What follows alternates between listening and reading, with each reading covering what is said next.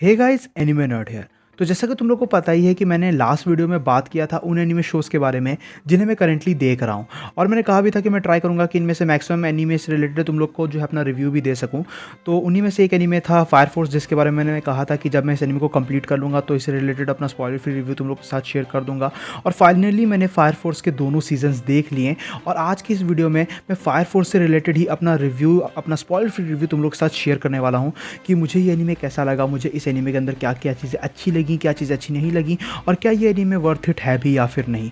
So without wasting any more time चलिए शुरू कर लेते हैं आज के इस अमेजिंग वीडियो को। सो गाइस, शुरुआत करते हैं फायर फोर्स के बेसिक प्लॉट के साथ। तो ये सेट है एक ऐसे वर्ल्ड में जहाँ एक डार्क फिनोमिना होता है, जिसके वजह से जो हमारे आम आदमी है, जो नॉर्मल पीपल हैं, वो अचानक से फ्लेमिंग क्रिएचर्स में कभी भी ट्रांसफॉर्म हो जाते हैं, जिन्हें इन्फर्नल्स कहा गया है।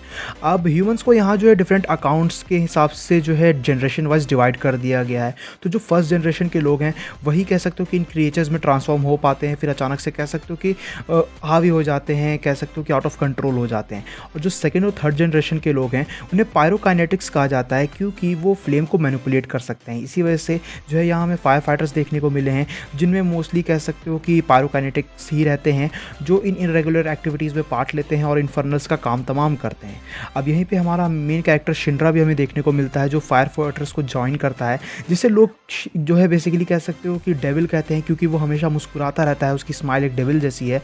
लेकिन वो लोगों को ये प्रूव करना चाहता है, कह सकते हो कि दूसरे की जान बचा के, कि वो एक डेविल नहीं बल्कि एक हीरो है। लेकिन जब आगे चल के वो इन चीज़ों से डील करना शुरू करता है, इन्फर्नल्स के साथ डील करना शुरू करता है, तब उसे पता चलता है कि ये चीज़ें चाइल्ड्स प्ले नहीं है, भले वो कितना भी ज़्यादा पावरफुल क्यों ना हो। और इसी तरीके से फायर फोर्स के वर्ल्ड के बारे में हमें काफ़ी कुछ पता चलता है। इन्फर्नल्स की एक्चुअल ओरिजिन क्या है ये हमें पता चलता है, और इनके वर्ल्ड में बेसिकली चल के आ रहा है, इन सभी चीज़ों से रूबरू कराया जाता है। इसी वजह से फायर फोर्स का जो प्लॉट है वो इसे बहुत ही ज़्यादा इंटरेस्टिंग दिखाता है। नो, फायर फोर्स एक dark action shonen supernatural anime है, जिसके हमें 2 सीजन्स देखने को मिले हैं, और दोनों ही सीजन्स में 24 एपिसोड्स मौजूद हैं। नाउ मैं यहाँ पे बिल्कुल ऑनेस्टली कहूँगा कि ये शो सच में सरप्राइजिंगली काफ़ी ज़्यादा अच्छा था।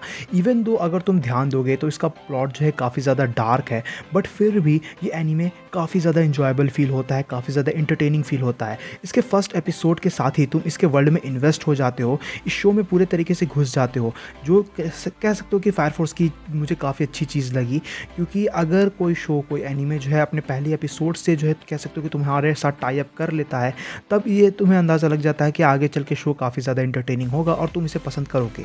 साथ ही साथ अगर देखा जाए तो डेविड प्रोडक्शन ने इस एनीमे को बनाया है, वही स्टूडियो जिसे अपन जोजोस बिज़ार एडवेंचर के लिए जानते हैं। तो इसी वजह से फायर फोर्स की जो एनिमेशन क्वालिटी है वो लिटरली फायर है, तुम्हें सच में बहुत ही ज़्यादा एपिक देखने को मिलेगी। अब फायर फोर्स के अंदर हमें काफ़ी ब्रिलियंट स्टोरी टेलिंग देखने को मिली है, जो शो को एंजॉयबल बनाने में भी हेल्प करती है। इसके अंदर कुछ काफ़ी ज़्यादा एपिक मोमेंट्स हैं जो तुम्हें गूज़बम्स देंगे, और हमें काफ़ी ज़्यादा लाइकेबल कैरेक्टर्स भी देखने को मिले हैं। कैरेक्टर्स की अगर मैं बात करूँ तो जितने भी कैरेक्टर्स शो में मौजूद हैं, मेन कैरेक्टर्स, साइड कैरेक्टर्स, ये सभी जो हैं काफ़ी ज़्यादा खुद में ही यूनिक निकल के आते हैं। कुछ कैरेक्टर्स इंस्पायरिंग हैं, कुछ कैरेक्टर्स जो हैं कह सकते हो कि वेल रिटन है, कुछ कैरेक्टर्स अनोइंग हैं, बट फिर भी वो शो को और भी ज़्यादा बेहतरीन बनाने में हेल्प करते हैं, और उनके ना होने पर तुम्हें खालीपन महसूस होता है। तो ये सभी चीज़ें कह सकते हो कि कैरेक्टर्स को लेकर भी काफ़ी ज़्यादा अच्छी तरीके की कह सकते हो कि पॉजिटिव थाट्स तुम्हारे अंदर में जनरेट कर देती है, जो फायर फोर्स की काफ़ी अच्छी चीज़ है कि इसके कैरेक्टर्स काफ़ी ज़्यादा लाइकेबल थे। अगर अपन अपनी मेन कैरेक्टर शिनरा की ही बात करें तो देखो, ये हमें काफ़ी ग्रेट प्रोटैगनिस्ट के तौर पे देखने को मिला है, और जिस तरीके से जो है कह सकते हो कि शिनरा स्टोरी में कह सकते हो बहुत इंपॉर्टेंट रोल प्ले करता है, वो उसके जो है स्टोरी टेलिंग को अमेजिंग तो दिखाती है ही, साथ ही साथ इसे जिस तरीके से चीज़ों के बारे में पता चलता रहता है, इसके पास से रिलेटेड जब चीज़ें रिवील होती हैं और वो आगे चल के बहुत ही हेवी लेवल पे कनेक्ट होती हैं बाकी सब कैरेक्टर्स, बाकी पूरे तरीके से इसके वर्ल्ड के साथ, वो सभी चीज़ें बहुत ही ज़्यादा इंटरटेनिंग है, देखने में काफ़ी ज़्यादा मज़ा आता है। नाउ आई विल नॉट से कि शिनरा एक बहुत ही इमोशनली कनेक्ट करने वाला कैरेक्टर है, जिससे तुम बहुत ज़्यादा इन्वेस्ट हो जाओगे जिस कैरेक्टर के अंदर, बट ये कैरेक्टर जो है कह सकते हो कि काफ़ी ज़्यादा इंटरटेनिंग है। तुम कैरेक्टर्स के कह सकते हो कि हर मूव को एंजॉय करते हो, जिस तरीके से वो डिसीजन लेता है तुम उससे जो है सहमति रखते हो, और कई जगह पे हमें शिनरा काफ़ी ज़्यादा टेरिफाइंग भी देखने को मिला है। Also we got a lot of waifus there too. एक मिनट, यहाँ पे शिनरा क्या कर रहा है? अब जो एक चीज़ जो इसके नेगेटिव पॉइंट में मैं कंसिडर में करूँगा वो थे इसके विलन्स। अब टू बी ऑनेस्ट, इसके मोस्ट ऑफ द विलन्स उतने ज़्यादा कुछ खास नहीं थे, उतने ज़्यादा कुछ खास कह सकते हो कि उनका रोल हमें देखने को नहीं मिला। मतलब विलन्स स्टोरी में काफ़ी ज़्यादा इन्वेस्टेड हैं, विलन्स का काफ़ी इंपॉर्टेंट रोल है, लेकिन फिर भी वो उतने ज़्यादा हेवी फील नहीं होते हैं, स्टोरी में सूटेबल फील नहीं होते हैं। और जब इनमें विलन्स की बात आती है तो तुम्हारा स्टैंडर्ड काफ़ी ज़्यादा बढ़ जाता है, तो उनके कंपेरिजन में ये विलन्स उतने ज़्यादा कुछ खास नहीं थे। बट स्टिल अगर देखा जाए तो कुछ चीज़ें इसकी बहुत ही ज़्यादा एपिक थी, जैसे कि इसके action sequences like they were insanely good. इसके एक्शन सीक्वेंसेस जहाँ पे जो है नेसेसरी थे वहाँ हमें देखने को मिलते हैं सीज़न 1 के अंदर, और वो बहुत ही ज़्यादा बेहतरीन फील होते हैं स्पेसिफिकली एनिमेशन की वजह से। सीज़न 2 में एक्शन थोड़ा सा ज़्यादा था जो कहीं कहीं भी जगह पे अननेसेसरी फील होता है, बट फिर भी ठीक है। एक और चीज़ जो इस एनीमे की जान है वो है इसके साउंड इफ़ेक्ट्स। अब तुम किसी एनीमे को किस लिए जानते हो? उसके म्यूज़िक के लिए, उसके कैरेक्टर्स के लिए, उसकी स्टोरी के लिए, उसके विलन्स के लिए, उसके एनिमेशन या विजुअल्स के लिए। लेकिन फायर फोर्स जो है काफ़ी टाइम से फेमस है अपने साउंड इफ़ेक्ट्स के लिए। मतलब मुझे फायर फोर्स का कॉन्सेप्ट नहीं पता था, मुझे फायर फोर्स के कैरेक्टर्स के बारे में नहीं पता था, लेकिन मुझे इतना पता था कि फायर फोर्स के पास कह सकते हो कि जिस तरीके के साउंड इफ़ेक्ट्स वो अपने एनीमे के अंदर यूज़ करते हैं, जिस तरीके के फाइट्स होती हैं, उन सभी में जो साउंड इफ़ेक्ट्स यूज़ की जाती हैं वो बहुत ही ज़्यादा इंसेनली गुड है, और ये चीज़ तुम फील करते हो। और इसी से आगे बढ़ के अगर म्यूज़िक पे आएँ तो इसके जितने भी ओपनिंग सॉन्ग्स थे सब बहुत ही ज़्यादा बढ़िया थे, एंडिंग सॉन्ग्स भी ठीक ठाक थे, लेकिन स्पेसिफिकली जो सबसे पहला वाला ओपनिंग था जो तुम में से काफ़ी सारे लोगों ने सुना भी होगा वो लिटरली फायर था। अब अगर देखा जाए तो इस एनीमे के अंदर जो हमें कॉमेडी देखने को मिली है वो बहुत ही वेल बैलेंस्ड है, ज़रा भी एग्जैजरेटिंग नहीं लगती है।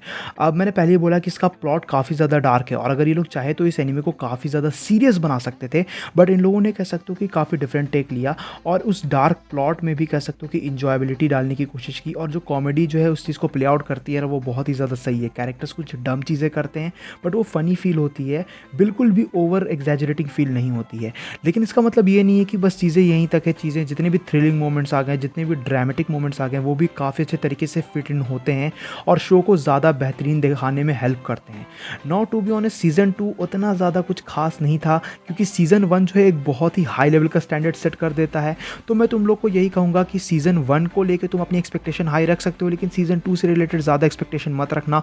इवन दो सीज़न 2 में एक सीक्वेंस आता है जहाँ जोकर एंड बेनीमारू, जो दो मेरे सबसे फेवरेट कैरेक्टर्स थे इस एनीमे में, वो टीम अप करके जो है सोल टेम्पल पे अटैक करते हैं। तो वो जो सीक्वेंस था ना वो सीज़न 2 का मेरे ख्याल से सबसे बेस्ट मोमेंट होगा, और वो सीज़न 2 को वर्थ इट तो बनाता है, but still season 1 was way better. तो आखिर में मैं यही कहूँगा कि मैं तो हाईली रिकमेंड करूँगा तुम्हें इस एनीमे को एक बार ज़रूर चेकआउट करना। सीज़न 1 बहुत ही बढ़िया है, सीज़न 2 भले उतना ज़्यादा अच्छा ना हो। और अगर आखिर में इसकी रेटिंग की बात करूँ तो मेरी रेटिंग रहेगी 8 आउट ऑफ 10 की। तुम में से जिन जिन लोगों ने भी फायर फोर्स देख रखा है नीचे कमेंट्स में अपने रिव्यूज़, अपने ओपिनियंस ज़रूर शेयर करना।